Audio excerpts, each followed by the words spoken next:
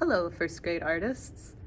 As you might have already guessed, today we're going to be architects. A special kind of architect. We're going to be gingerbread architects. First, we're going to be prepping our paper for our gingerbread architecture project by doing some folding. Then you're going to be doing some brainstorming on a second piece of white paper. So the first thing I want you to do is put your name and class code on both pieces of paper. Ms. Nasser, and then this is 1Q, so you'll write 1Q on each paper. I'm going to put my white paper aside.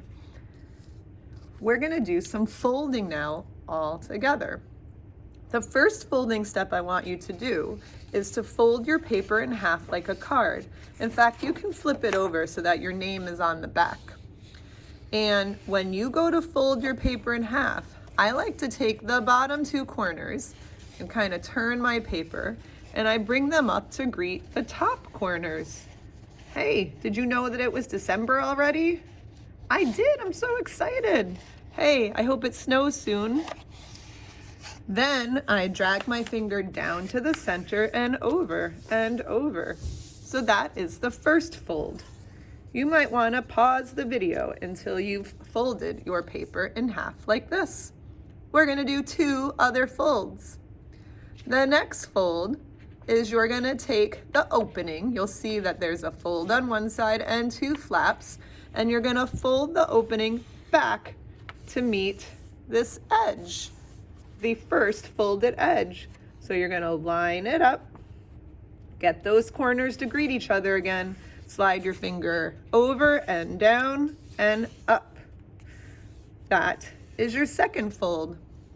This would be a good time to pause your video again so that everybody can have that second fold done. When you're ready, you're going to flip your paper over and you're going to fold the second half back to meet the outside edge. So line those corners up, have them greet each other, go over and go down and go up. So there is your folded paper. If you look at it, it kind of looks like an M this way or a W this way. You can put those aside, and we'll collect those. You don't need those anymore today. But for the rest of the class, you're going to be using your white paper and your packet of gingerbread house pictures, because as I said, we're going to be gingerbread architects. Now, as you know, architects design buildings, and they talk about buildings having solids and voids. So I'm just going to go to this picture for a second. The solid material, that's like all the structural material in a house. What do you think that would be made of in a gingerbread house? If you said gingerbread, you are correct. The void is the spot where there is no material. What might be the void in your house? Where would there be no building material, no gingerbread? If you said windows, you are correct. So you want to make sure that your houses have solids and voids. The other thing I want you to work on today is creating sketches of 3 to 4 houses that have different roof lines. You could have just a plain triangle roof line. Let's look at some of these other pictures. You might have a roof line with candy canes on them. That looks a little different, doesn't it? It's different than this one, which is just the triangle.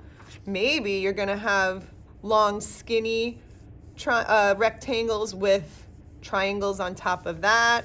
Maybe a different house that shows a little pop out. Maybe a triangle that curves a little bit, or a tall rectangle. So there's all sorts of options that you can do for your houses. I want you to practice making about 3 to 4 different shaped houses on your white paper. So maybe you just want to make a basic gingerbread house. So we're on the drawing step now. I might start out with a square and then put a triangle on top of it. That's a basic gingerbread house. And then I can erase that line. Maybe I want to make the taller version of that. Maybe I want to show this kind of a house that we saw in this picture or in these pictures where they're really, really tall. In that case, I'm going to make a rectangle. Whoa, that is a really tall gingerbread house. That might be a little too tall. I'm going to make that a little shorter. I'm going to erase that extra. And I'm going to put a triangle on top of that. And then I'm going to erase my line. Maybe I want to try a house with a little bit in front of it, like a house with a different structure in front of it, kind of like, where was that really cool castle-y one? Oh, kind of like this, where I see a triangle and then a skinny rectangle inside of it. Maybe that's going to be the structure I want. Let me see how I would do that. I might do kind of skinny rectangle with a triangle. Maybe I'm going to have another part that comes down like over like this. And maybe here I'm going to have another rectangle with a triangle on top of it. Look at how different the shape of these 3 houses looks. Once you get your 3 to 4 houses drawn, their structure, then you can go back in and put the details on. Maybe you want to have some bumpy lines under the roof. Maybe you want to put a doorway that has some trim around it. And sometimes there's some half circle windows, because remember we talked about those voids. Maybe, let's see what I'm going to do here. I'd always like to have some kind of a roof line. Maybe this is going to come down like this. Maybe an arch. Maybe some square windows with some window panes in it. Maybe I'm gonna have some icicles coming down off of this one. So you decide what you want your details to look like. Sometimes there can be windows up near the roof line. That could be kind of nice. Maybe that's something you want to show. All those details are gonna make your gingerbread house look super special. I hope you have fun using your creativity and coming up with different gingerbread house designs. And next week, you're gonna learn how to put these designs together with this brown paper to create our gingerbread artwork. See you then.